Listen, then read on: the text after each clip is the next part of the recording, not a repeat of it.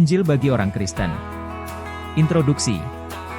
Banyak orang Kristen menganggap bahwa Injil hanya untuk orang-orang yang belum diselamatkan di dalam Kristus. Injil hanyalah jaket keselamatan untuk menyelamatkan diri hukuman Allah. Setelah memiliki keselamatan, jaket itu segera dilupakan dan ditinggalkan. Ini adalah sebuah kesalahan fatal. Injil bukan hanya jaket keselamatan, tetapi kulit yang selalu melekat di badan. Sama seperti kulit, Injil memberi identitas dan tidak terpisahkan dari diri seseorang. Orang lain dengan mudah akan melihatnya. Ada pelbagai sebab mengapa banyak orang Kristen tidak lagi berpusat pada Injil Yesus Kristus. Pertama, mereka tidak mengetahui Injil yang benar. Persoalan ini berkaitan dengan isi Injil. Sebagian orang memang menjadi Kristen melalui pemberitaan yang menyimpang. Kabar baik yang diberitakan adalah teologi kemakmuran yang bersifat keduniawian. Yang lain tertarik dengan kekristenan karena hal-hal yang kurang substansial. Parahnya, mereka tetap berhenti di sana, walaupun tiap minggu ke gereja. Kedua, mereka tidak memahami Injil dengan benar. Mungkin isi Injil yang dipercayai sudah benar, yaitu kematian dan kebangkitan Yesus Kristus, tetapi mereka kurang memahami implikasi Injil.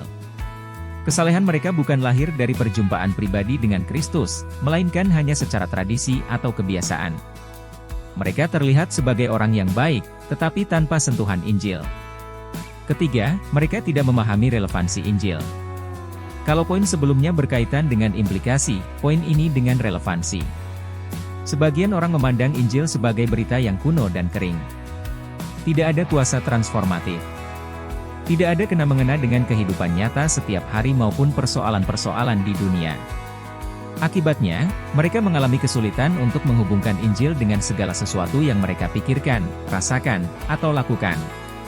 Signifikansi Injil. Dalam kekristenan ada banyak ajaran yang penting. Semua bermanfaat untuk pertumbuhan rohani. Semakin memahami banyak doktrin secara mendalam, kita semakin mengenal Allah dengan benar. Bagaimanapun, tidak semua ajaran memiliki signifikansi yang sejajar. Ada yang primer, sekunder, tersier, dan seterusnya.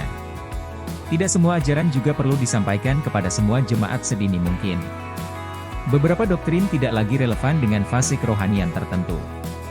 Satu-satunya ajaran yang selalu relevan dan perlu disampaikan sejak awal adalah Injil. Bukan hanya sejak awal, Injil juga harus menjadi pemberitaan sentral setiap saat. Paulus merangkum pelayanannya di Korintus dengan kalimat, "Sebab yang sangat penting telah kusampaikan kepadamu, yaitu apa yang telah kuterima sendiri, ialah bahwa Kristus telah mati karena dosa-dosa kita, sesuai dengan kitab suci, bahwa ia telah dikuburkan, dan bahwa ia telah dibangkitkan, pada hari yang ketiga, sesuai dengan kitab suci." 1 Korintus 15 ayat 3-4. Terjemahan Lai TB, frasa, sangat penting, sebenarnya kurang tepat. Kata Yunani di situ berarti, yang paling penting, pros. Sebelumnya dia juga sudah menegaskan bahwa dia dipanggil terutama bukan untuk membaptis, melainkan untuk memberitakan Injil.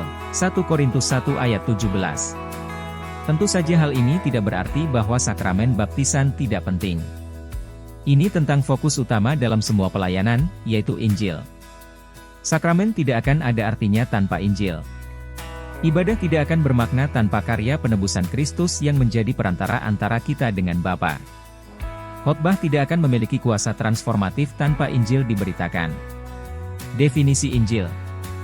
Jadi, apakah yang dimaksud dengan Injil? Injil berbicara tentang kematian Kristus yang menyelesaikan persoalan terbesar manusia, yaitu dosa, dan kebangkitan Kristus yang mengalahkan ketakutan terbesar manusia, yaitu kematian. Karya penebusan ini merupakan anugerah yang luar biasa dari Allah. Kristus mati bagi kita ketika kita masih lemah, berdosa, dan memusuhi Allah, Roma 5 ayat 6-8. Karya penebusan ini menjadi pokok kebenaran bagi kita, Roma 3 ayat 21-24. Kebenaran Kristus diperhitungkan menjadi kebenaran kita. Di dalam Kristus dan melalui Injil kita mendapatkan begitu banyak hal. 1. Kebenaran Kristus menjadi kebenaran kita, Roma 3 ayat 21-24. 2. Penerimaan, darah Kristus mendamaikan kita dengan Bapa, Roma 5 ayat 10. 3. Pengakuan, kita diangkat sebagai anak-anak Allah, Roma 8 ayat 15-16. 4. Penghargaan, kita dibayar dengan harga yang mahal, 1 Petrus 1 ayat 18-19. 5. Ketenangan, tidak ada yang bisa merampas kita dari tangan Bapa, Yohanes 10 ayat 28-29. Semua berkat rohani ini seharusnya mempengaruhi kehidupan kita dalam banyak hal. Sebagai contoh, kita menjadi pribadi yang lebih rendah hati dan berbelas kasihan ketika menilai orang lain. Kita tidak mencari penerimaan dan pengakuan dari orang lain. Pencitraan dan kemunafikan tidak lagi menjadi opsi gaya hidup bagi kita. Deretan contoh ini masih bisa diperpanjang lebih jauh lagi. Cukuplah untuk mengatakan bahwa penebusan Kristus seyogianya mengubah seluruh kepribadian kita, pikiran, perasaan, dan kehendak. Studi Alkitab Mandiri. Bacalah Roma 3 ayat 21-26, setelah itu jawablah pertanyaan-pertanyaan berikut ini. 1. Apakah Injil merupakan ide keselamatan yang baru pada zaman Yesus? Ayat 21. 2. Apakah kesamaan yang ada di antara semua orang? Ayat 23. 3. Bagaimana kaitan antara kasih karunia, kebenaran dan penebusan? Ayat 24. 4. Mengapa salib dikatakan memenuhi keadilan Allah? Ayat 25-26. Ayat hafalan.